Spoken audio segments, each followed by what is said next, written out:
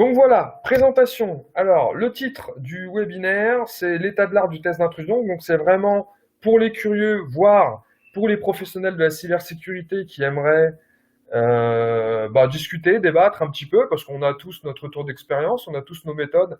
L'idée, c'est de partager, comme d'habitude. Même format, 1 heure, 15 minutes des questions-réponses. Voilà.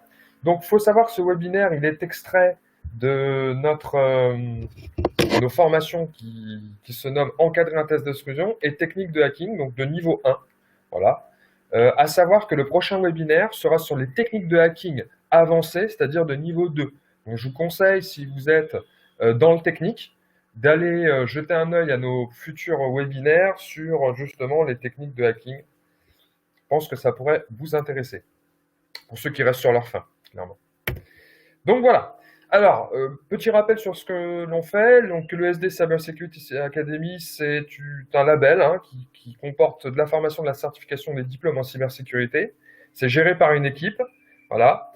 Donc, toutes nos formations professionnelles sont chez notre partenaire unique F2I Formation. Et pour notre master, il est accessible suivant les écoles Aston, avec qui on a créé ce master, ENI, Expertnet, IT Academy, donc à Rennes, Paris, Nantes, Lille, Lyon et La Réunion. Voilà.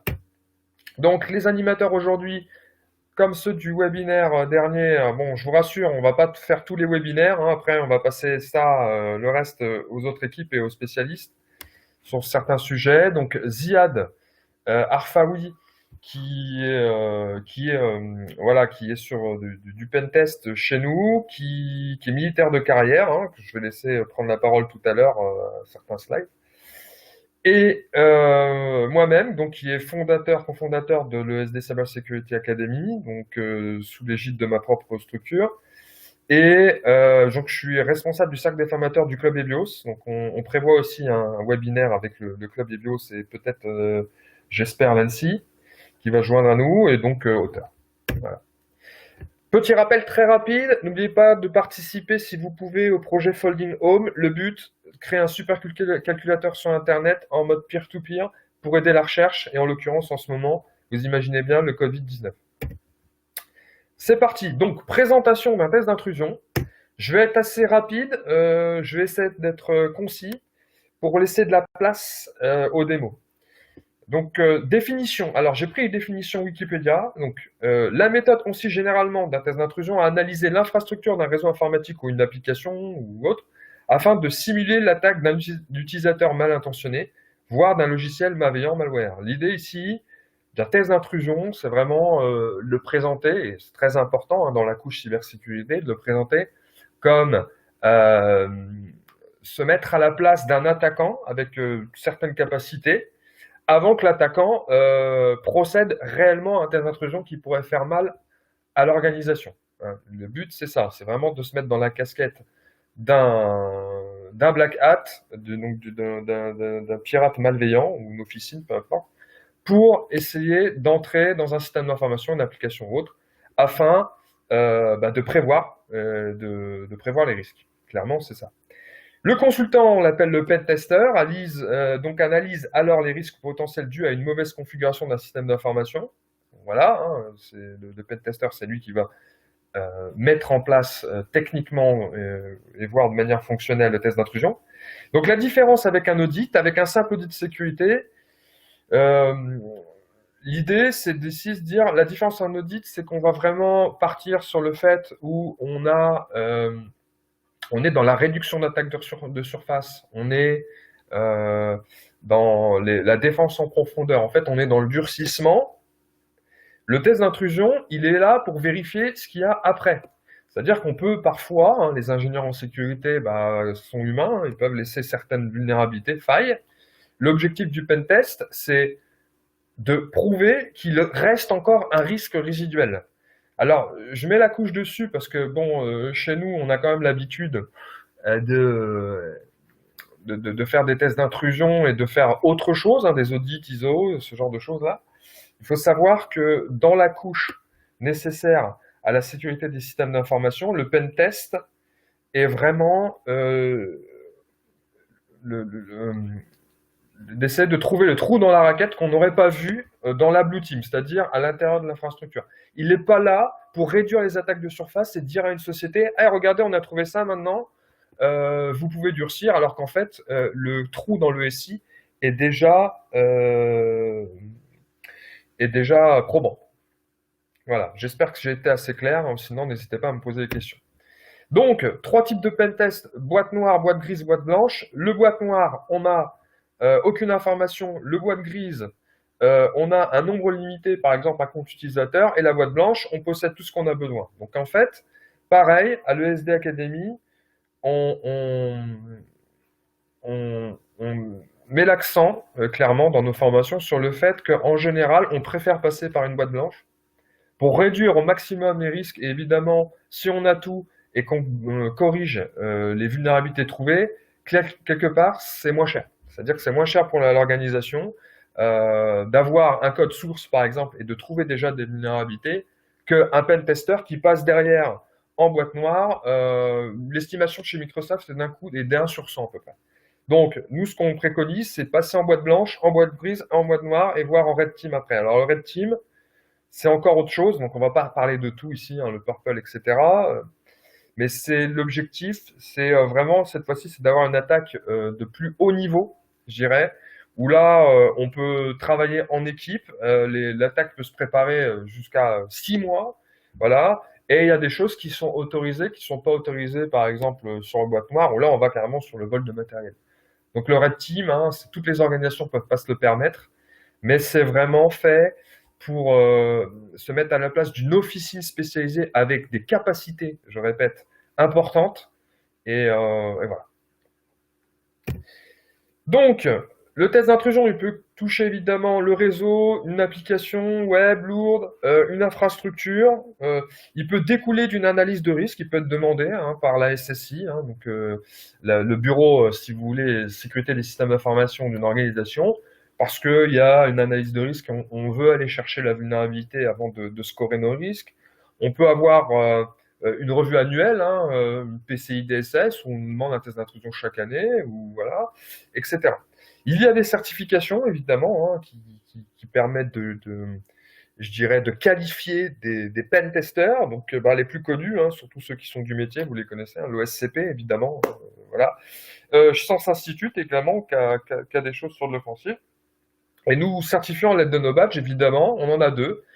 Donc c'est le badge encadrement test d'intrusion, donc qui est là pour la méthodologie, un peu ce que je fais maintenant, et technique de hacking avancée, qui je dirais, le volet technique de ce qu'on va faire aujourd'hui. Même si on va pas faire le technique d'hacking avancé aujourd'hui, mais plutôt comme même quelque chose de technique niveau 1. Alors, les méthodes existantes, on a donc en 2009, on crée le PTES. Donc le PTES, c'est le grand standard, hein, pour tous ceux qui sont du métier, vous la connaissez tous, qui va comporter 7 phases. Et ces 7 phases sont les grands classiques qu'on peut trouver hein, dans les tests d'intrusion, où on va voir ce qu'on appelle les interactions de pré-engagement, ce qu'on va voir après par la suite, hein, je ne vais pas rentrer dans les détails tout de suite. L'intelligence gathering, qui va être la recherche d'informations. Le threat modeling, alors ça, je vois que certains pentesters, en tout cas dans d'autres entités, n'utilisent pas forcément. Nous, pareil, on l'utilise pas, on s'adapte, mais c'est la modélisation des menaces avec les données que vous avez trouvées. Ça peut aller jusqu'aux besoins fonctionnels, métiers, c'est-à-dire une fois que vous avez certaines informations, vous pouvez modéliser les menaces et essayer d'imaginer quelles seraient les menaces business, etc., à travers un diagramme, voilà, un diagramme d'infrastructure, un diagramme qui comporte les valeurs métiers d'une structure. Donc ça, on le voit un peu plus dans nos cours, là, je ne vais pas m'attarder dessus. La recherche et l'analyse des vulnérabilités, et une fois qu'on a trouvé une vulnérabilité, on va sur l'exploitation. Voilà. Post-exploitation, on nettoie, on met de la persistance, et ensuite, on reporting. Donc c'est des grands classiques, PTES, très utilisés.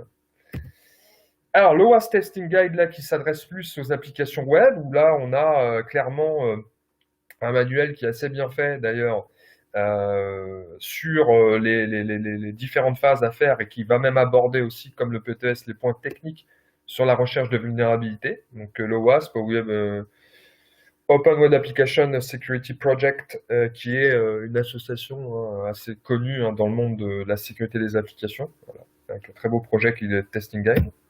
Et la nôtre, donc la nôtre, clairement, c'est un peu un mélange des deux, donc PTES OWASP, où on a vraiment une approche risque vers vulnérabilité. L'objectif, c'est de sortir pour le commanditaire de l'analyse de risque, qui est généralement le responsable de la sécurité des systèmes d'information, quelque chose qui lui parle, c'est-à-dire quelque chose qui va lui faire comprendre ce que l'on a trouvé, c'est pas que de la technique, ça peut toucher à ses valeurs métiers, ça peut toucher d'un scoring différent, suivant la technique au métier. Donc, je vais vous expliquer un peu tout ça, comment on peut parler au RSSI à travers des vulnérabilités qui sont parfois très graves pour un pentester, mais pas du tout pour un RSSI ou vice-versa. Ça, c'est la suite du webinaire. Basé sur 2 fichiers que vous pouvez trouver sur notre GitHub, donc questionnaire du test d'intrusion, on va voir comment ça marche, et la méthode. Donc, web ou infrastructure. Donc là, sur le GitHub, vous pourrez trouver celle web. Celle d'infrastructure, elle est chez nous, elle est en commande. Là, on l'a pratiquement peaufinée. On le met sur notre GitHub aussi. Voilà. Donc là, on va aller sur vraiment sur cette méthode. C'est pas de la technique qui nous intéresse, puisqu'on a remarqué quand même que chaque pentester avait généralement ses propres tools, etc. Même si on a une roadmap, on va vraiment sur notre méthode par les méthodologies. Voilà. Alors, on y est. Maintenant que la présentation est faite et qu'on a un quart d'heure,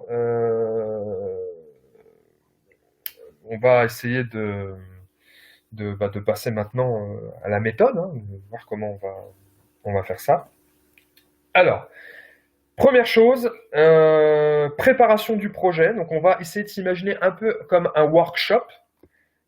Comment fonctionne, et on va essayer de mettre en place une forme de test d'intrusion avec les principaux axes et évidemment la manière fonctionnelle de le faire. Donc, ça va se passer en 2 temps, où moi je vais être un peu, si vous voulez, le chef de projet, et le co-animateur Ziad, si on arrive à l'avoir, va montrer des démos sur ce sujet. Donc c'est parti, on va s'imaginer que nous sommes l'ESD Academy, qu'on va pen-tester, si je peux me permettre, une société qui s'appelle l'ESD Down. Voilà. Donc les différentes phases d'un test d'intrusion, on les a regroupées en 4, évidemment avec des sous-items. Une phase qui est plutôt commerciale, sur laquelle on ne va pas trop rester sur ce webinaire. Une phase gestion de projet, évidemment, qui est très importante, on verra pourquoi. Et la partie technique, et ensuite la partie restitution. Donc commercial, quelles sont les différentes phases que l'on peut avoir? C'est la négociation, effectivement, entre le client et le fournisseur. En général, aujourd'hui, des pentests, on en a beaucoup, en tout cas chez nous, j'imagine que chez vous aussi peut-être des commandes. Il y a différentes phases, on marche par lot, on marche par... voilà, tout dépend. Étude des besoins, donc l'objectif c'est quand même d'étudier les besoins du client. Le devis, on signe les accords de confidentialité exactement, et effectivement. Donc voilà, ça c'est vraiment cette phase est aussi importante, sinon on n'aurait pas de travail. Gestion de projet, donc on va gérer les ressources, le temps. On va préparer la gestion documentaire aussi. Il faut que l'objectif c'est rendre des livrables. Il faut que ces livrables, et nous on insiste dessus, soient, si je peux me le permettre, propres. Accompagner les juniors, on l'oublie souvent, mais ça arrive qu'aujourd'hui, évidemment, les besoins en cyber sont quand même assez gros.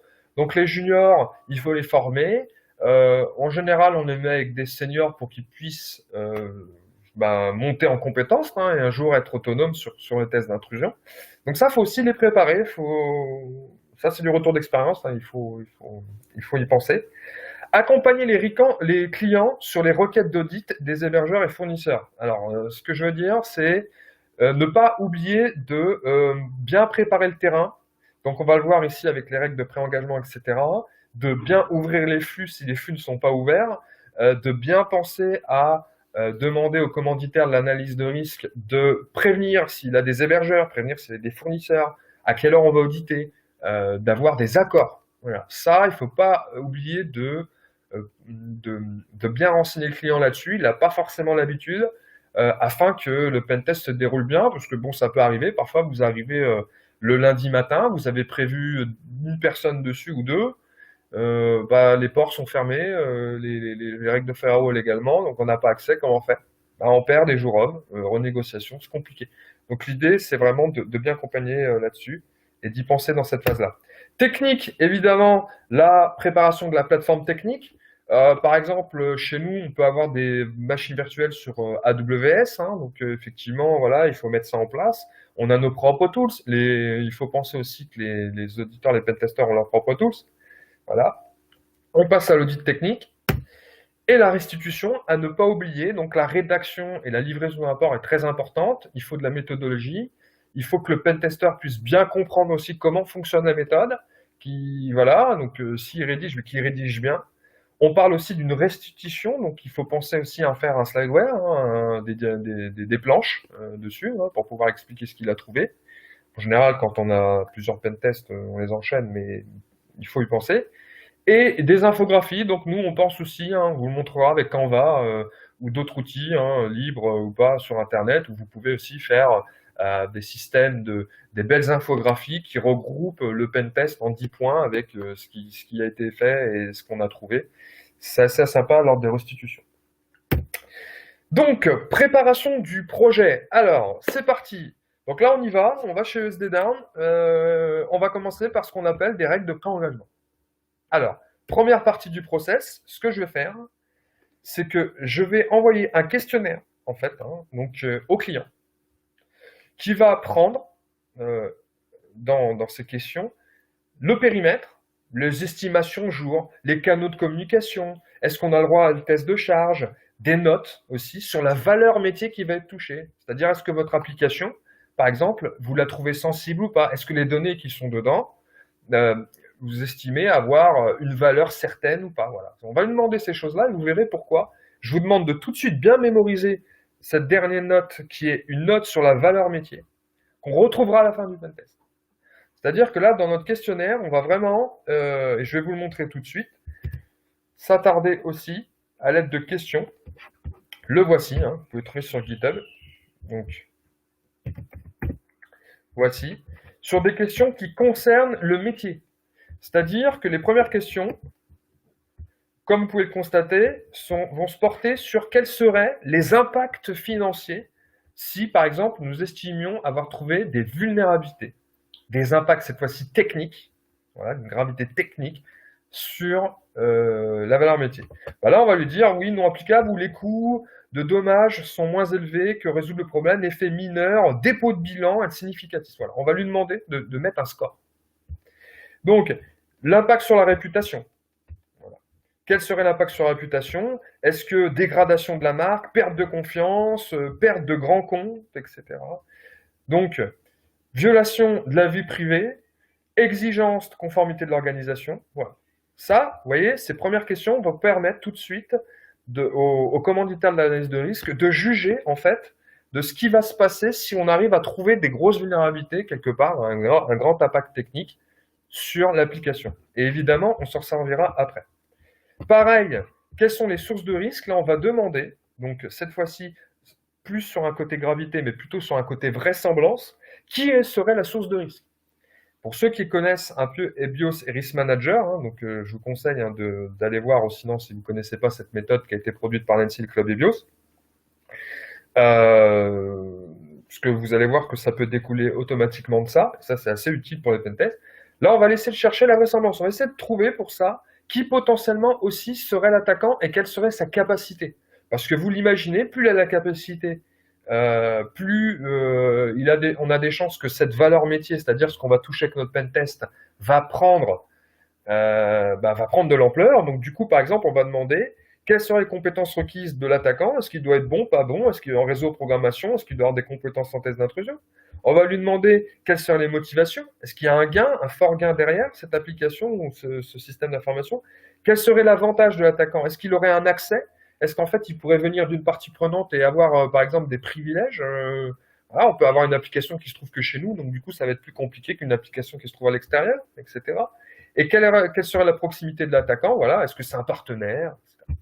Donc, quand on a rempli ces deux cases-là, on a une vraisemblance sur la valeur métier qu'on va toucher avec notre test d'intrusion et un impact, donc une gravité plutôt, sur cette application ou évidemment système d'information. Tout le reste, vous pouvez voir, c'est des questions sur le réseau. Voilà. Donc on peut voir combien d'adresses IP, externes, internes, quels sont les canaux de communication, combien de pages, si c'est du web, ça va toucher, est-ce qu'il y a du Wi-Fi, est-ce qu'il y a des attaques physiques, est-ce qu'il y a de l'ingénierie sociale, voilà, des questions concernant le manager. Donc ce fichier, c'est la première chose qu'on fait. On l'envoie à notre client, notre commanditaire, il le remplit. Donc là, c'était une phase importante, c'est pour ça que je me suis un peu attardé. Très bien. Une fois que c'est fait, donc du coup, nous allons planifier le projet, puisque nous allons rendre à notre client quelque chose de signé. Voilà. Donc nous allons rendre un document qui va comporter toutes les réponses qui sont dedans et qui va permettre si vous voulez, de transférer les risques, de mettre toutes ces règles qu'on vient de placer dans ce document en place. Voilà, ça c'est la deuxième chose. Donc une fois qu'on a rempli tout ça, ce fichier-là, que le client nous l'a redonné, on crée un document avec toutes les règles qui ont été établies et on l'envoie au commanditaire. Donc ce document, je ne vais pas m'attarder dessus, mais vous pourrez le trouver sur notre GitHub également. Voilà. Donc, les règles de pré-engagement, le signature d'un contrat avec les réponses à ces questions du règle de pré-engagement sont signées. On passe à les phases suivantes, où on va passer à la phase planification, où cette fois-ci, classique, voilà, la gestion de projet. Hein, clairement, on va essayer de mettre des jalons, hein, suivant la taille en temps du pentest. Hein. On va essayer aussi de communiquer. Hein, dans ces règles de pré-engagement, on demande de combien de fois, je ne sais pas, par jour, tous les 2 jours, 3 jours, on doit communiquer ça, on va mettre ces règles en place. Ensuite, on va préparer les documents. Alors, ce que je vous conseille, donc là c'est notre méthode, évidemment, hein, chacun sa méthode, mais en tout cas chez nous, on demande au pentester de git cloner notre git, qui va comporter une partie pentest avec tous les documents dont je viens de vous parler.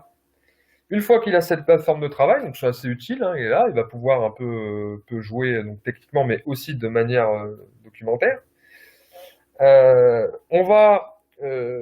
Il aura comme plateforme, évidemment, l'architecture avec les évidences, c'est-à-dire un dossier qui va lui permettre de mettre dedans ses captures, ses annexes, etc. Le questionnaire de pré-engagement qu'on a déjà vu, une partie pour le rapport et le fameux fichier méthode test d'intrusion qu'on va voir par la suite. Donc, en niveau gestion de projet, préparation documentaire. Ensuite, présentation des échelles de calcul. Et donc, alors là, c'est encore autre chose. Donc, là, on va passer sur ce fameux document dont je vous parle maintenant, qui est méthode test d'intrusion. Voici. Alors, que comporte ce document? Donc, ce document, ça va être un peu la pierre angulaire du test d'intrusion. Ça va être, si vous voulez, celui-là que l'on suit à l'ESB Academy pour les tests d'intrusion. Qu'est-ce qu'on a? Là, on a une première roadmap qui est celle de l'OWASP, voilà, etc. Bon, nous, on ne suit pas tous les points, mais voilà, qui va nous permettre de dire, n'oubliez pas de faire ça, par exemple pour une application web, et ici, de dire si vous l'avez passé ou pas. Maintenant, ce qui m'intéresse le plus, hein, au-delà de la roadmap de tous les points de contrôle qu'il va falloir passer pour faire un pentest, hein, vous pouvez vous en servir, on retrouvera tous ces autres points ailleurs dans le rapport, c'est voilà, ce scoring de vulnérabilité. Donc, ce que va faire le pentester quand il va aller chercher tous ces points et va vérifier les vulnérabilités derrière ces points-là, il va les entrer ici. Alors, comment ça fonctionne? Alors, je vais grossir un petit peu pour que vous puissiez voir. Vous avez au début un encart, vous voyez, une espèce de petit gabarit, où vous allez avoir ici un scoring général qui va s'alimenter au fur et à mesure du test d'intrusion, et surtout, le listing des vulnérabilités qu'on a trouvées, vous voyez, comme ici. C'est-à-dire qu'ici, dès que le pentester suit sa roadmap et qu'il trouve une vulnérabilité, il va passer à des critères de vraisemblance sur, par exemple, la facilité de détection. Est-ce que c'était facile ou pas de détecter la vulnérabilité? Est-ce que l'exploiter, ça a été simple également? Voilà. Est-ce que cette vulnérabilité est connue? C'est un CVE connu, voilà, c'est quelque chose ou autre, hein, qui est assez un classique. Et est-ce que il y a un moyen, est-ce qu'il y avait possibilité de se faire détecter cette fois-ci? C'est-à-dire, est-ce que le pentester, par exemple, ou le WAF a sonné? Est-ce parce que c'est possible que le WAF a sonné et que, par exemple, on ne puisse pas passer. Ça, c'est les critères de vraisemblance. Ensuite, on va avoir les pertes de confidentialité. Donc là, on va partir sur plutôt la gravité. Est-ce que ça touche la confidentialité, l'intégrité, la disponibilité et la traçabilité? Oui. Et vous, en termes techniques, ça vous touche à combien? Je dirais que sur le plan technique, moi, en tant que pentester, j'estime que cette vulnérabilité, elle est à 7. Ce qui vous donne une note, qui est ici, voilà, qu'on va retranscrire sur le rapport tout à l'heure. Et comme vous pouvez le voir, vous allez avoir le score technique de l'application, voilà, et le perte de confidentialité qui devrait venir là, et je ne sais pas pourquoi, c'est l'effet Bonaldi, voilà, on ne l'a pas ici, mais et normalement ça devrait être le cas. En tout cas, on corrigera si ce n'est pas le cas sur le GitHub, n'hésitez pas à nous signaler.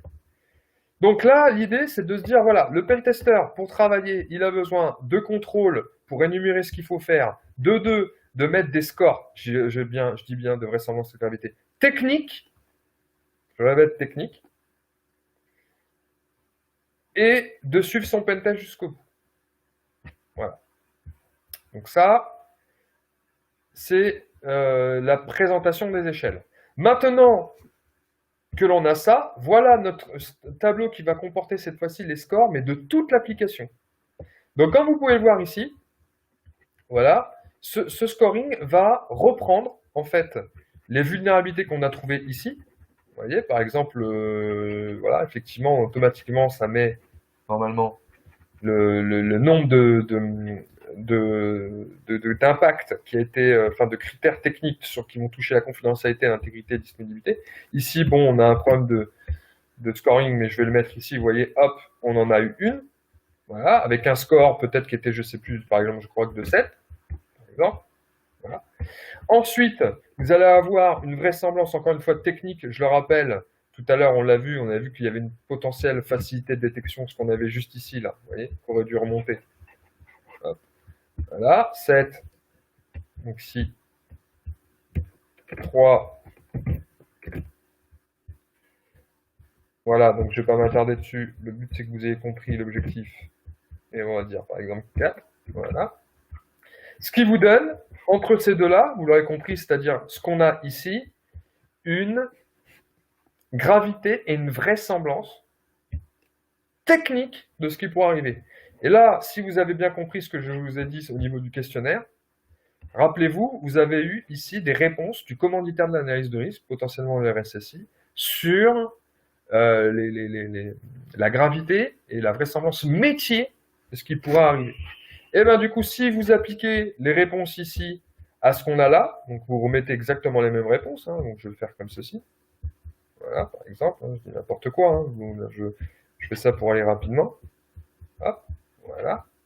Vous l'aurez compris, vous allez avoir un score, cette fois-ci général, pour l'application. Voilà notre méthode. Donc notre méthode qui comporte clairement une vue un peu BIA, même je dirais, d'une sensibilité, d'un risque global pour une application côté métier, mélangé à du technique. Et ça, pour un RSSI, ça lui parle. Le CVSS, évidemment, qui reprend à un moment un score business, c'est un peu pareil, c'est ce que demande un CVSS 3. Là, l'idée, c'est d'avoir regroupé les deux d'une manière un peu plus simple pour du web.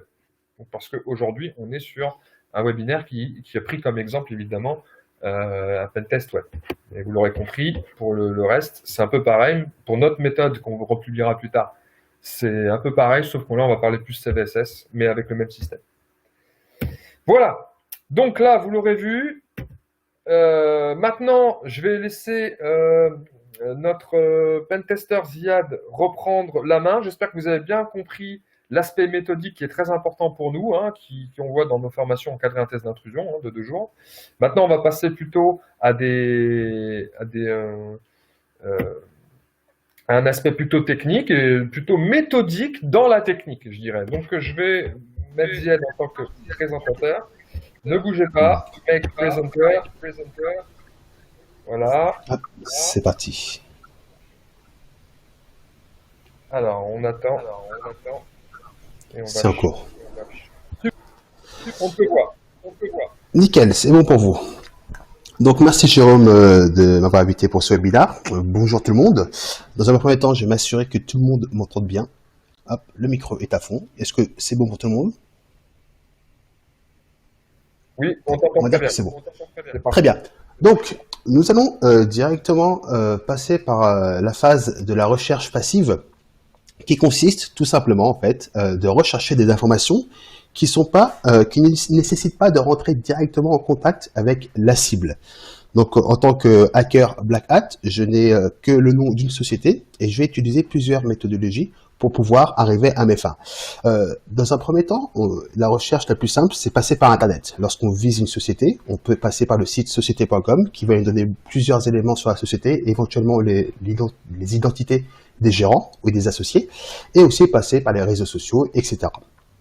Il y a aussi d'autres méthodes un peu plus, on va dire, spécifiques, qui sont les Google Docs, qui sont tout simplement des requêtes Google permettant de trouver des ressources indexées qui ne devraient pas l'être.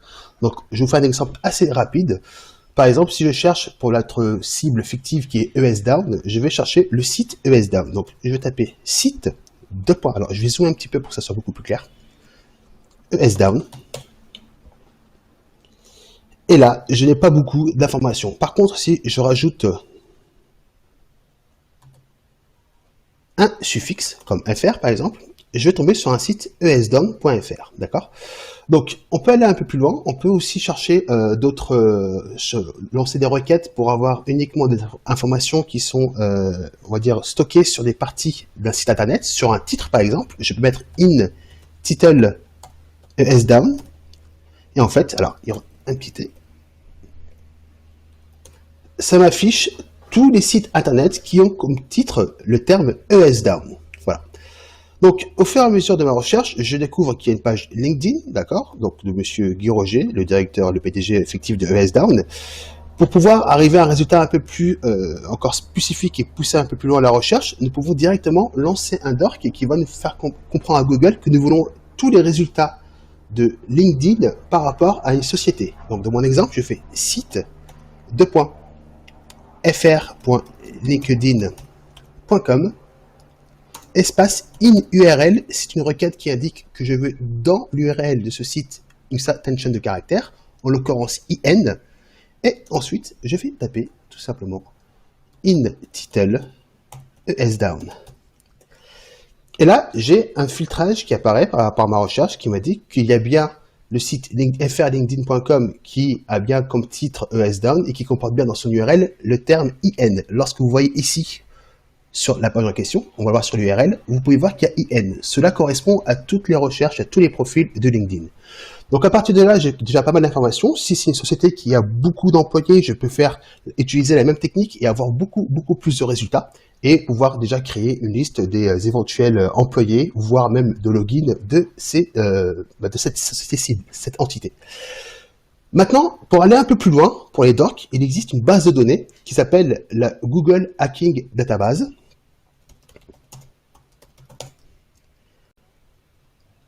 Que l'on retrouve ici, dans le site exploit-db.com. Et dedans, dans cette base de données, il y a des mises à jour assez récentes qui permettent d'afficher justement les derniers docs assez précis pour retrouver, comme par exemple celui-ci, je vous le zoome, tous les fichiers dans un dossier sign-up d'un site avec le fichier password.php qui peut contenir justement soit des informations sensibles ou éventuellement des portails d'authentification. Voilà. Dans notre exemple, maintenant qu'on a récupéré, on va dire, quelques informations via les requêtes Google, nous avons aussi un site fictif qui s'appelle esdown.eu qui reprend plus ou moins un site par rapport à l'actualité. Donc, c'est un site qui travaille sur la recherche et le développement. À partir de là, nous pouvons voir qu'il y a pas mal d'informations sur ce site-là. Il peut y avoir certains mots-clés qui peuvent être utiles éventuellement pour un attaquant. D'accord? Donc déjà, on sait que Guy Roger existe bien. C'est bien le site de cette entité. On voit bien que c'est bien le CEO de ESDown, etc. Il y a plusieurs pages qui nous permettent d'avoir un peu plus d'informations. Donc là, c'est sûrement le cœur de métier de la société en elle-même.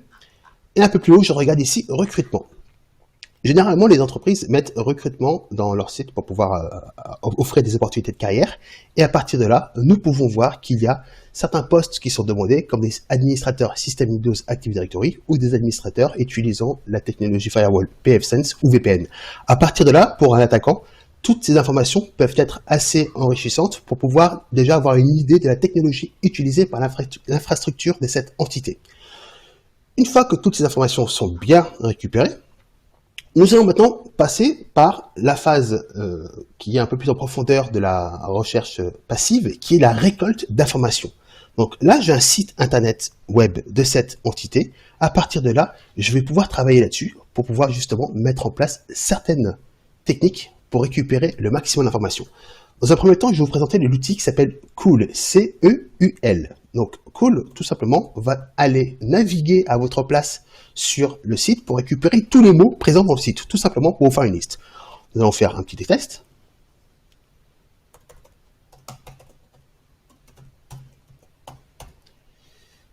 Et je mets le paramètre "-m" pour je veux que les mots ayant un minimum 6 caractères, par exemple.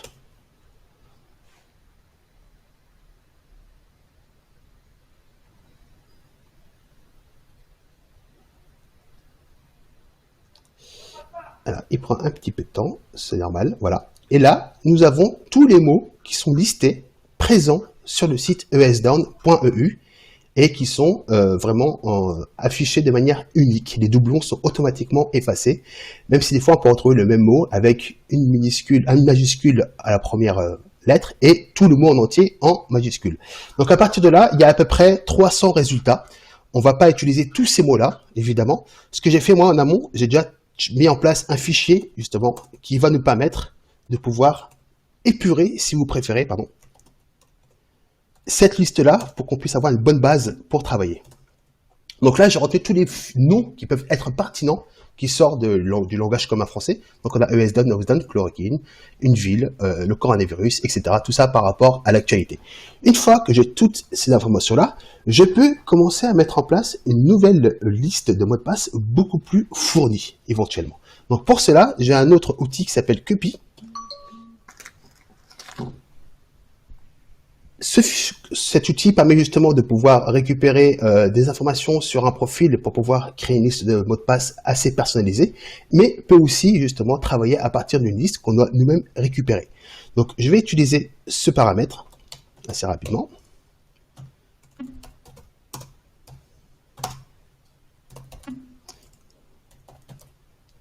Donc ah oui, alors hop.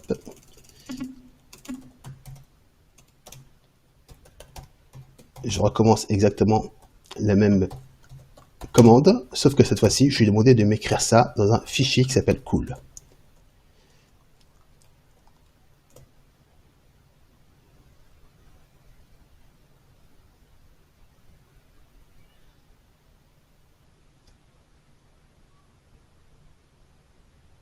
Donc ça prend quelques secondes, c'est tout à fait normal. Voilà, très bien. Nous avons le fichier Cool qui a été créé. Très bien. Maintenant, nous allons réutiliser tout ce qu'on a pu récupérer comme information de manière épurée, avec le -w et brut. Hop. Ah oui, c'est moi qui ai mal saisi mon texte. Voilà. Donc, il me demande tout simplement si je vais concaténer tous les mots qui sont dans cette liste. Je dis non. Voulez-vous ajouter des caractères spéciaux? Oui. Voulez-vous rajouter des numéros aléatoires? Oui. Voulez-vous transformer les voyelles et quelques lettres en chiffres? Non. À partir de là, j'ai déjà une liste de 24 000 mots que je mets de côté. Je peux y jeter rapidement un œil.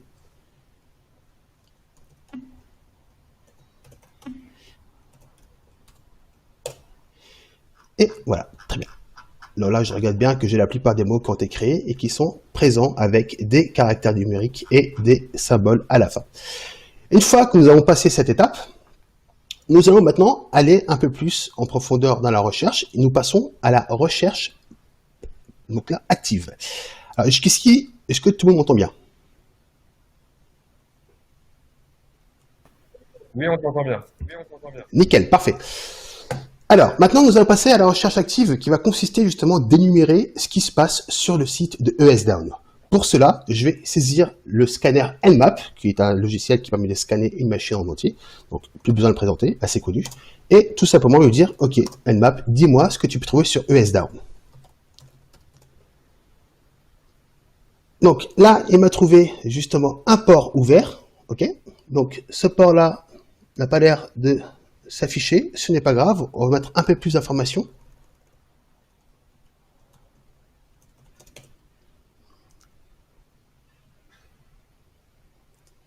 Donc, il arrive bien à trouver un port, c'est probablement le port 80, mais ce qui m'étonne, bon là, on va dire que c'est l'effet Benaldi. Normalement, on a bien accès au port 80 puisque nous pouvons nous connecter directement au site, d'accord? Il m'indique aussi qu'il y a des adresses IP qui sont présentes. Donc, je ne vais pas aller un peu plus loin, tout simplement, je vais essayer de voir juste cette adresse IP là pour faire un scan.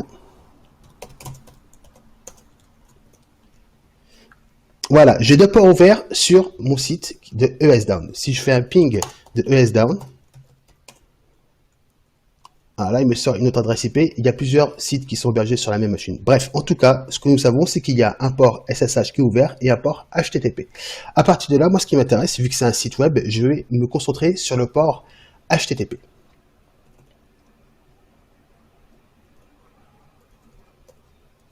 Je désigne le port 80 et je vais invoquer un script qui va me donner plus d'informations sur le site web en lui-même.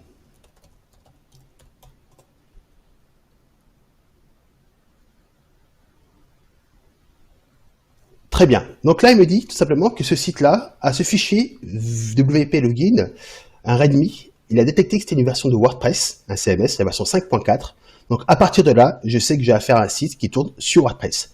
Maintenant, je vais aller un peu plus loin pour essayer de voir s'il n'y aurait pas éventuellement d'autres sites qui sont hébergés sur ESDown. Pour cela, je vais utiliser maintenant la commande DNSMap qui va me permettre justement de pouvoir entre guillemets, toquer à la porte du site pour savoir s'il n'y a pas d'autres sites hébergés sur la même adresse, donc des sous-domaines. Pour cela, je rentre DNSMap esdown.eu.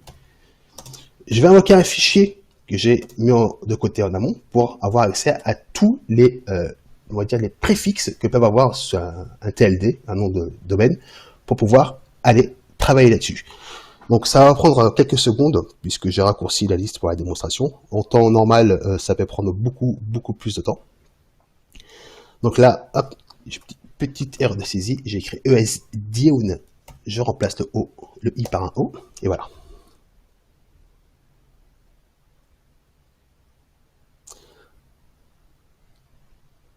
Donc il a trouvé plusieurs adresses IP Internet différentes, d'accord, pour www.esdown.eu. Et là, il me trouve un autre nom de domaine qui est test.esdown.eu. Donc, de ce pas, je vais le tester tout simplement. Je rentre sur le site. Et je me rends compte qu'il ne veut pas l'afficher. Donc, c'est peut-être un faux positif, tout simplement. Dans ce cas de figure, on ne va pas aller plus loin. Donc, on sait très bien que le site web tourne sur WordPress et à partir de là, on a pas mal d'informations pour la suite de l'attaque. Maintenant, pour aller encore plus loin, et là, c'est vraiment une des dernières phases de la recherche active, si on va utiliser un framework qui s'appelle WP Scan pour WordPress Scan, justement, qui a comme but d'aller vérifier le maximum d'informations sur notre site cible. Donc, je ne vais pas vous noyer dans les informations, ça va être plus simple de rentrer directement la commande. À partir de là, je vais indiquer l'URL qui est http esdown.eu et je vais demander de la commande -e pour énumérer les utilisateurs. J'aimerais voir quels sont les utilisateurs qui sont inscrits sur ce site. Donc, l'outil se lance. Au fur et à mesure du temps, vont s'afficher certaines informations sur le site, mais uniquement axées sur le CMS de WordPress. Donc là, il a sorti quelques informations assez intéressantes, mais qui ne sont pas très pertinentes non plus pour un pentester qui veut vraiment attaquer. On a quelques informations sur le thème utilisé et éventuellement sur quelques petites plugins qui sont installés par défaut. Donc là, à partir de là, il m'a trouvé quelques utilisateurs. Donc il y a l'admin ESDadmin et l'utilisateur Abusa. À partir de là, j'ai tout simplement accès à plusieurs informations, j'ai deux logins et éventuellement une liste de mots de passe que je vais tester, que j'ai récupéré en amont. Et à partir de là, je vais pouvoir aller plus loin. Donc, maintenant, nous allons passer à la phase de la recherche de vulnérabilité. Je vais tout simplement utiliser Nmap, une fois de plus, qui lui dispose d'un script qui recherche les plus grosses vulnérabilités déjà existantes. Donc, je vais garder l'adresse IP à la place de ESDown et tout simplement à la place de HTTP enum, je vais rentrer vuln en visant uniquement le port 80 et aussi le port 22, on ne sait jamais. Donc à partir de là, Nmap va se concentrer sur les ports que j'ai désignés, 80 et 22, et voir s'il n'y a pas des informations susceptibles de faire comprendre qu'il y a des éventuelles vulnérabilités critiques qu'on pourrait exploiter pour la suite. Donc, pendant que Nmap fait sa recherche, on peut toujours appuyer sur la touche Entrée pour justement avoir un petit rapport en direct. Il a déjà terminé 90% de son action. Il nous reste plus ou moins 2 secondes. Hein, ce sont des moyennes. Hein. Là, c'est passé à 3 secondes. Et au bout de quelques temps, nous allons pouvoir avoir accès à plusieurs informations. Pendant qu'il travaille, moi, je ne vais pas m'arrêter en si bon chemin. Je vais aller sur le site ESDown et aller sur la page d'administration, tout simplement. Et je vais voir qu'est-ce que je peux faire. Donc, j'ai Abuzin qui est ici. Et je vais rentrer, par exemple, ESDown. 1, 2, 3. Ah, il me dit, ce mot de passe ne correspond pas à l'identifiant Abuzin. Ce message est très parlant. Déjà, il vous confirme que l'utilisateur existe. Pour une personne qui veut essayer un peu au hasard d'autres comptes, on a tout simplement ce message-là, identifiant inconnu. C'est quand même une faille de sécurité qui n'est pas à prendre à la légère, puisqu'on peut déjà deviner les identifiants des personnes sur le site si le framework VPScan ne nous donne pas d'informations plus précises. Donc, nous attendons encore un petit instant. Là, il est parti. C'est la phase script prescan, pardon, qui a pris fin. Et là, nous sommes sur la phase script scan. Donc là aussi, ça prend un petit peu de temps, mais ça va être assez rapide. En parallèle, je vais vous présenter aussi pour l'exploitation un autre outil qui peut aller un peu plus loin que le script de vulnérabilité de Nmap, qui s'appelle Nikto. Nikto, en fait, est tout simplement un outil qui va rechercher les vulnérabilités sur des sites web. Donc, on va déjà essayer tout simplement avec HTTP ESDown, pardon, EU, et vous allez voir. Donc là, il trouve directement qu'il y a plusieurs adresses qui sont hébergées sur ce site-là, et au fur et à mesure du scan, il va nous donner des informations assez précises sur le serveur et la version qui tourne sur ce site, et voir si éventuellement il n'y aura pas de vulnérabilité. Pendant ce temps-là, je retourne rapidement sur Nmap, qui lui n'a pas l'air d'aller dans le bon sens. Donc il y a peut-être une petite faille ici pour un déni de service qui date de 2011, d'accord, mais apparemment elle n'est pas vulnérable. Et nous voyons que tout simplement Nmap n'a pas trouvé grand-chose. Donc pour pouvoir ensuite attaquer le site en question, nous allons maintenant abandonner l'idée qu'il y ait d'éventuelles failles, tout simplement, et faire un petit résumé. Nous avons tout simplement un identifiant qui s'appelle Abuzin et une liste de mots de passe que là j'ai déjà mis en amont de côté pour pouvoir nous faire gagner du temps. Je vous donne un petit aperçu. J'ai à peu près, voilà, 24 000 mots de passe. Tout simplement. Donc, je lance WPScan qui, en plus de scanner WordPress et ses frameworks et aussi avoir des informations sensibles, peut aussi être utilisé comme un brute force pour essayer tous les mots de passe possibles grâce à l'utilisateur. Donc, je retourne directement sur ESDown. Je lui demande de se focaliser uniquement sur l'utilisateur Abuzin et sur le mot de passe que j'ai appelé brute.wordpress.txt. Donc, je mets une commande T32 pour lui demander de faire 30 attaques simultanément pour gagner du temps. Alors, j'ai écrit ESDWON, hop, erreur de saisie, c'est parti. Alors, oui, alors, encore une fois, il faut bien lui faire comprendre qu'il doit pointer sur l'URL. Et là, l'attaque va commencer.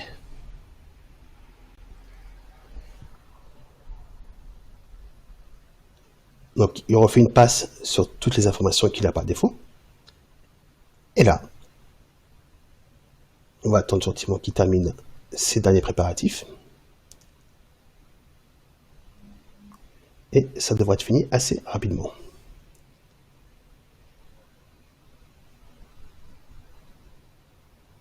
Donc l'attaque est en train d'être lancée, d'accord. Nous avons déjà à peu près sur 24 000 mots de passe, sachant que pour la démonstration, ça ne va pas attendre tout ce temps-là. Le mot de passe se trouve au début de la liste.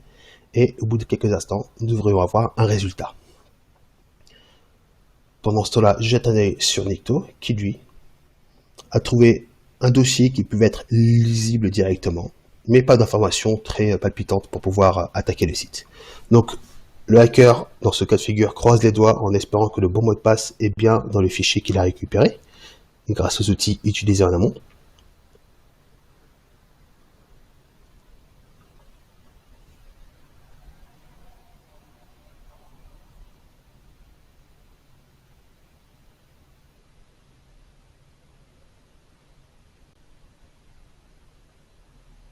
Voilà. Donc là, nous pouvons constater que le mot de passe a été trouvé, coronavirus, astérix, point d'exclamation. Donc, je copie le mot de passe, je m'empresse de l'essayer directement à Buzyn. Je me connecte. Et là, c'est génial, je suis directement au tableau de bord. Maintenant, pour un attaquant, est-ce que c'est vraiment pertinent d'arriver jusqu'à là? Non. Donc, pour faire une démonstration et pour finir avec mes démonstrations, nous allons passer à la partie exploitation. Que pouvons-nous exploiter à partir de là? Donc, sachant que WordPress utilise le langage PHP, langage web, nous allons essayer de manipuler un petit peu les fichiers PHP de ce site. Donc là, j'ai un éditeur de thèmes dans WordPress par défaut. À partir du moment où l'utilisateur a les droits d'éditeur sur les thèmes WordPress, on peut plus ou moins rajouter du code en live sur le site. Donc moi, ce qui m'intéresse, c'est le fichier 404.php, qui est ici. Donc on voit bien que c'est du PHP. Ici, je vais rajouter tout simplement une petite commande pour exécuter des commandes système. Donc pour cela, ça va être assez simple. Je vais invoquer, hop, je ne dis pas de bêtises. Voilà. Je fais appel au système. Ensuite, une variable get. Et là, je nomme ma variable en CMD. Je l'ai bien écrit, parfait, très bien. Et à la fin, pour finir, je lui mets un point virgule pour terminer la commande. Donc, une fois que c'est ici, alors je crois que, hop, la petite parenthèse va doubler, voilà. Une fois que j'ai modifié justement le fichier, je prends le thème 2017 qui est un thème assez basique en fait, qui n'est pas vraiment protégé. Je ne vais pas entrer dans les détails justement.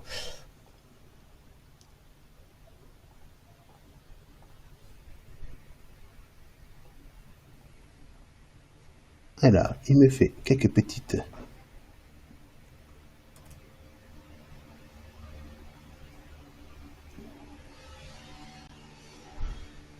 Voilà, il la garde en mémoire, c'est super. Donc, on va la sauvegarder. Sélectionner, voilà. Je retourne sur 404 et on arrive à la fin de la démonstration dans quelques secondes. Voilà, ce sont quelque peu les aléas du direct. Justement, bon, le fichier a été sauvegardé, c'est super. Je mets à jour le fichier. Je n'ai pas de message d'erreur, parfait. Je retourne directement sur l'emplacement où se trouve le fichier.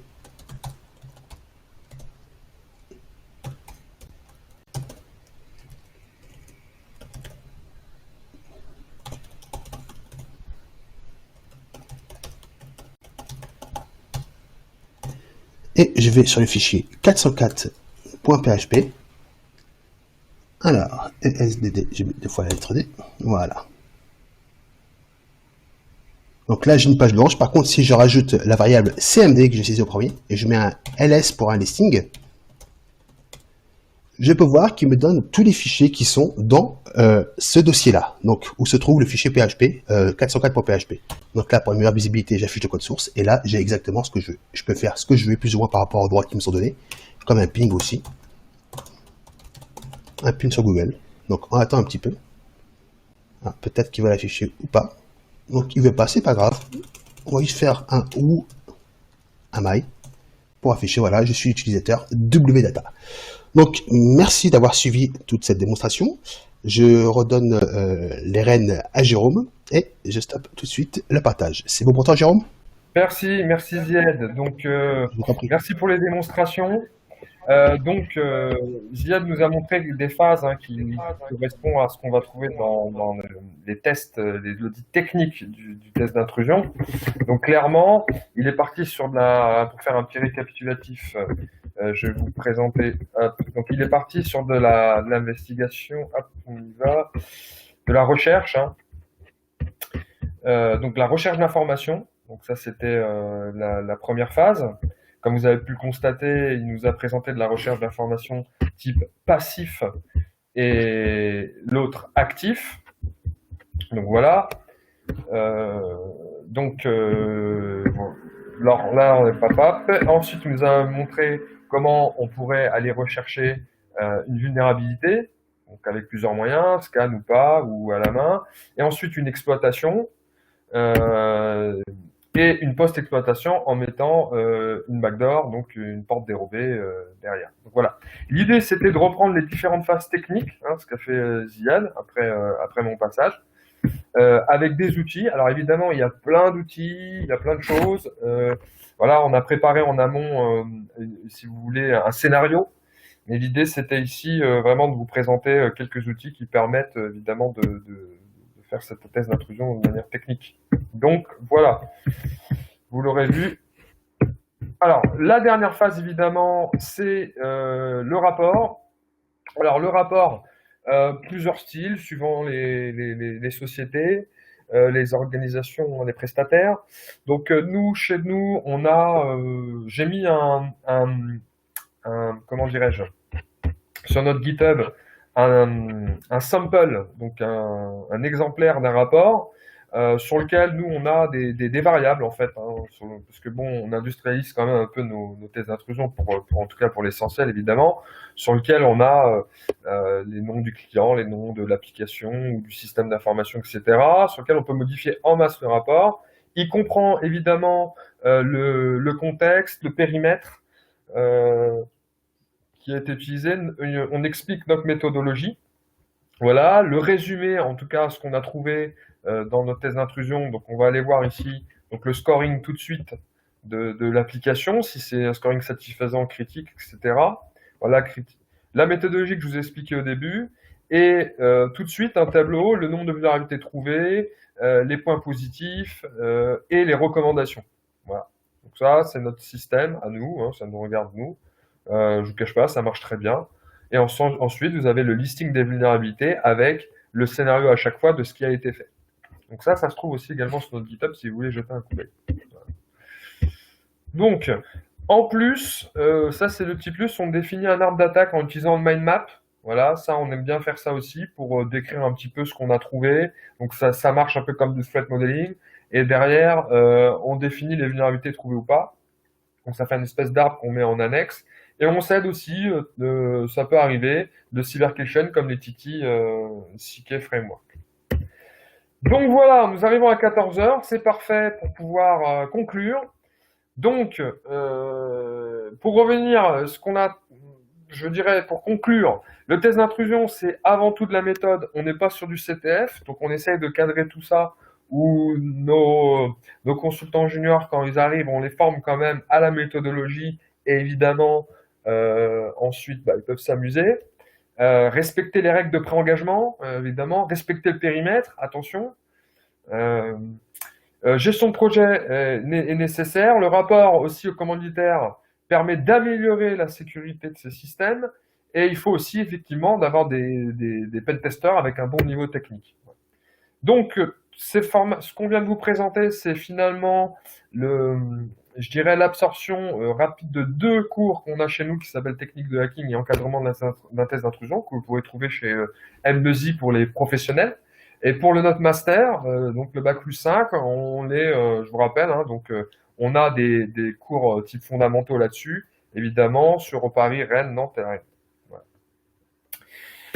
Derrière, n'oubliez pas que nous pratiquons des badges, enfin nous avons mis en place des badges sur lesquels vous pouvez trouver la liste des badgés à cette adresse-là. Généralement, études de cas avec QCM. Là, on est sur 2 badges évidemment différents de 120 minutes. Notre liste des badges comporte un petit peu tout. Je vous laisse aller sur notre site pour voir un peu plus. Prochain webinaire, voilà. Donc le vendredi prochain, nous irons beaucoup plus dans le détail. Alors ça sera Jérémy Calfa et Fabien Dromas qui vont présenter un webinaire sur les techniques de hacking avancées. Donc je conseille absolument pour les techniciens, les techos, les pentesters d'aller là-dessus. Je pense que vous allez pouvoir pas mal en discuter et trouver de l'amusement. La série jusque mi-juin, avec aussi de la gouvernance. Hein. On a des guests, hein, des personnes qui vont venir, hein, qui sont des partenaires de l'Académie, qui vont présenter. Je vous laisse la surprise et nous suivre sur les réseaux sociaux. Vous allez voir, on va avoir de belles choses.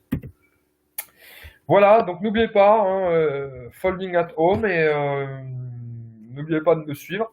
Je vais passer aux questions-réponses, hein. J'ai déjà répondu à certaines questions, mais effectivement, je voudrais juste commencer à répondre à la première. C'est vrai que j'ai oublié quelque chose. Donc on va avoir 15 minutes de questions-réponses. J'ai oublié de parler du PASSI, évidemment. Tout de suite, hein, pour revenir sur le cours, on a parlé c'était quoi d'un test d'intrusion, on a parlé de comment ça fonctionnait. Il faut aussi savoir que l'ENSI qualifie les prestataires en la matière. Donc, comme vous pouvez savoir, nous, on est dans la formation, voilà, aussi, hein. Donc, en dehors de ça, on fait aussi du conseil. Certains prestataires ont passé des audits, hein, qui sont en plus reconnus pour être assez rigoureux, donc je les félicite, pour travailler, hein, dans des sociétés, enfin des organisations type OIV, et surtout ils ont été reconnus par l'ANSSI à travers tous ces audits pour être qualifiés de prestataires en cyber sur divers domaines. Donc il y a plusieurs formes de visa d'ANSSI, je ne vais pas revenir là-dessus. Voilà, hein, on peut en trouver plein, vous trouvez des sociétés connues, hein, surtout des grands comptes comme CGI par exemple. Donc voilà, ça je voulais juste quand même l'introduire. Avant de passer aux questions-réponses, merci à tous ceux qui ont suivi notre webinaire. Pour ceux qui veulent rester, un quart d'heure de questions-réponses. Et les autres, je vous conseille, je souhaite d'ailleurs un bon confinement, une bonne continuité, et merci de nous avoir suivis. Voilà.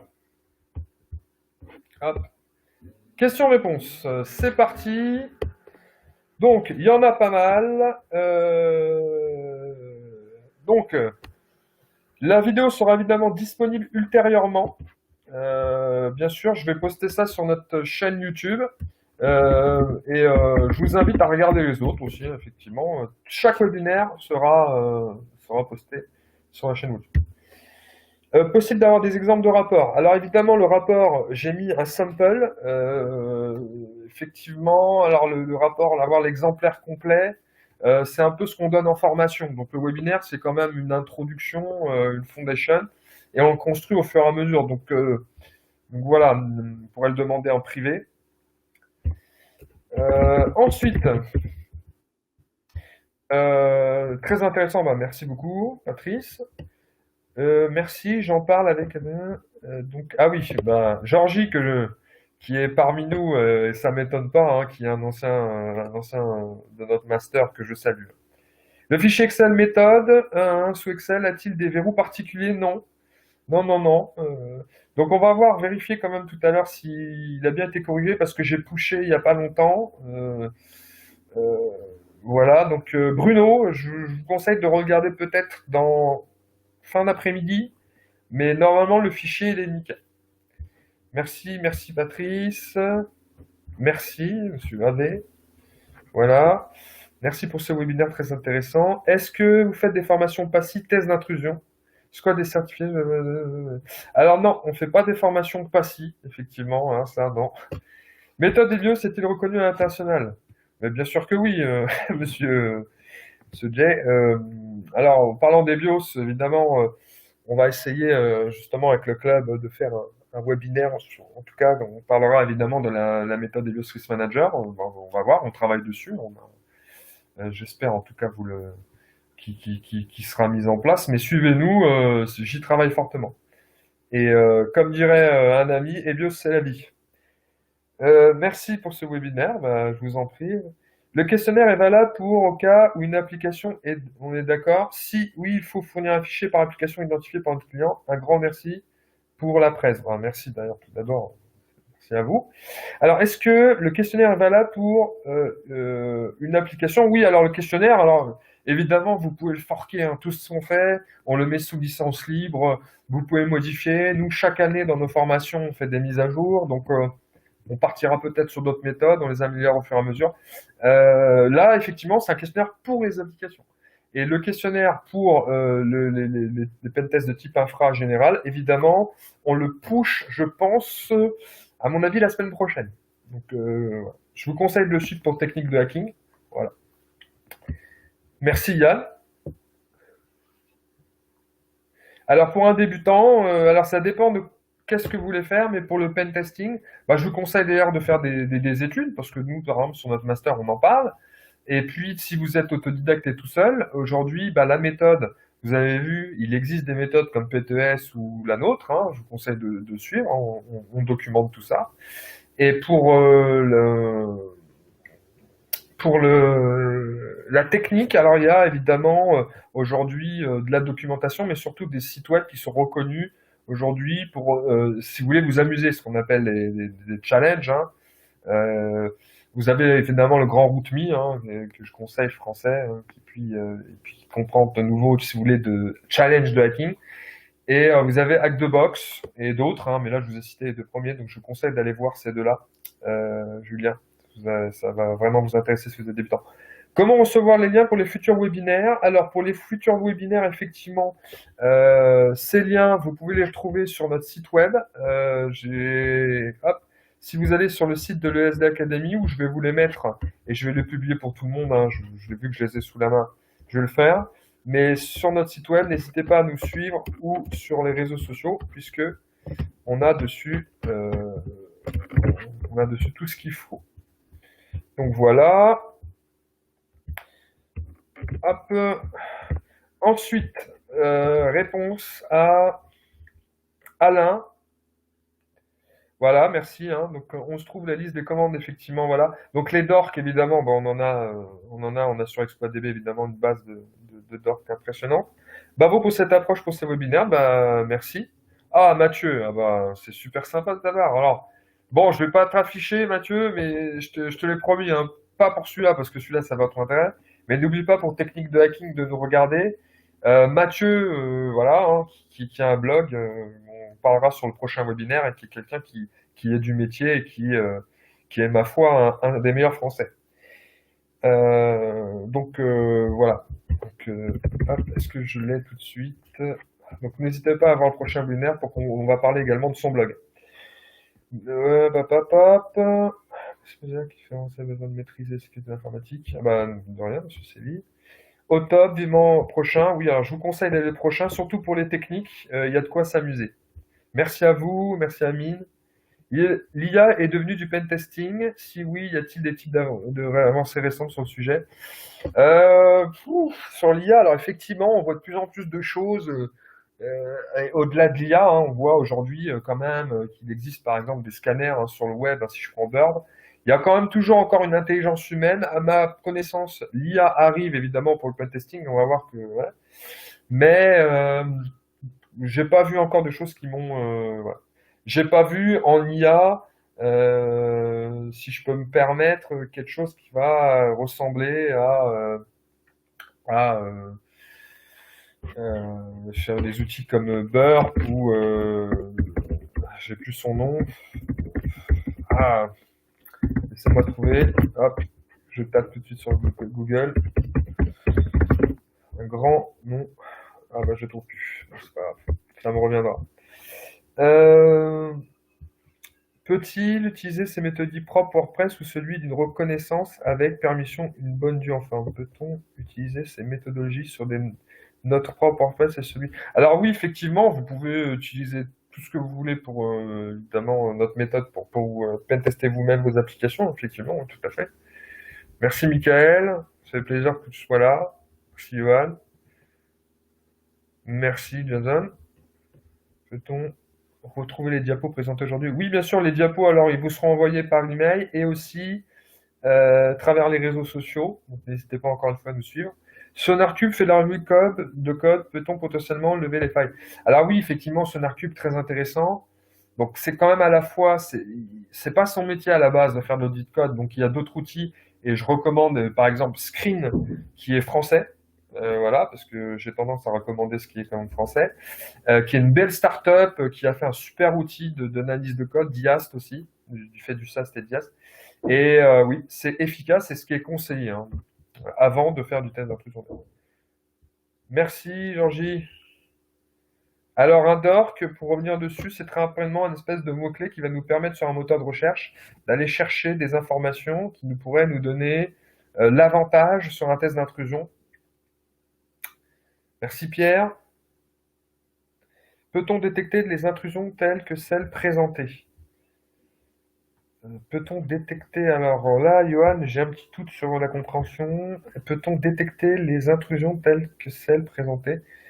Oui, oui, bah, oui, l'idée c'est ça, hein, c'est d'aller dans une phase de recherche de vulnérabilité et d'exploitation par la suite. Oui, donc là, on a été très rapide, mais effectivement, l'art du pentester, je me permettrais, ça serait quand même une méthodologie. Bon, moi, j'y tiens dessus, hein, je reviens dessus là-dessus, mais l'idée, c'est quand même aussi que derrière, techniquement, il puisse être très bon. Et là, ça demande un effort technique important dans la recherche de la vulnérabilité et son exploitation. Parce que des fois, on peut trouver une vulnérabilité qui n'est pas exploitable. Et... voilà. Très bien, une autre question. CM Forever. Alors, on a Gaël qui nous dit CM Forever, évidemment. Donc aujourd'hui, la collecte de logs, le SOC, etc., voilà, on parlait d'IA tout à l'heure. Alors peut-être que maintenant, en mélangeant tout ça, on va commencer à avoir des trucs vraiment sympathiques. Là, plutôt sur de la défense, effectivement. Bon, alors après, CM, c'est quand même. Bon, il y a de la sonde, mais c'est quand même plutôt post-mortem. Donc l'idée, c'est plutôt, je dirais, WAF Forever pour du web. Hein, voilà. Et de l'IPS, évidemment, pour le reste. Plutôt sur de la défense. Donc 14h14, on respecte encore les délais. N'hésitez pas à poser vos dernières questions. Alors, ah oui, j'en vois une. Bonjour, en dehors de RootMe, avez-vous d'autres sites? Alors, en dehors de RootMe, je parlerai de Hack the Box, évidemment, hein, qui est devenu un essentiel. Je parlerai de VulnHub aussi, voilà, hein, ça c'est plutôt de manière asynchrone. Et après, vous verrez que déjà, si vous travaillez là-dessus, vous avez beaucoup de travail, donc c'est déjà très bien. Voici Tony. Merci Tony.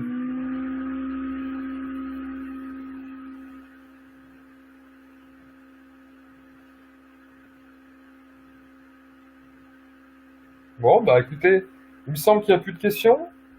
Je tiens tout simplement à vous remercier pour votre venue. Je pense que voilà, on a quand même parlé de plein de choses. On en a parlé rapidement, je sais. N'hésitez pas à tweeter, à nous poser vos questions s'il en reste. Vraiment, voilà. Merci. Ah, je vois que Waga, bah alors là, je tiens, alors avant de finir, une dédicace à Waga, quand même, hein, voilà, qui est quand même une bête hein, dans le métier. Hein, donc, voilà, je vous conseille d'aller sur RootMe, enfin, et puis vous renseigner, vous verrez qu'on a deux personnes là ça me fait plaisir que vous soyez là parce que qui représentent bien la France. Donc voilà, merci à tous. Prochain webinaire la semaine prochaine, plus pour les techos. Après, on passe encore sur un webinaire sur les bibliothèques et les langages utilisés pour les tests d'intrusion. Et là, on arrive sur de la cyberdéfense. On a un guest, je vous conseille de venir. Et ensuite, un peu de gouvernance. Et voilà. Merci à tous.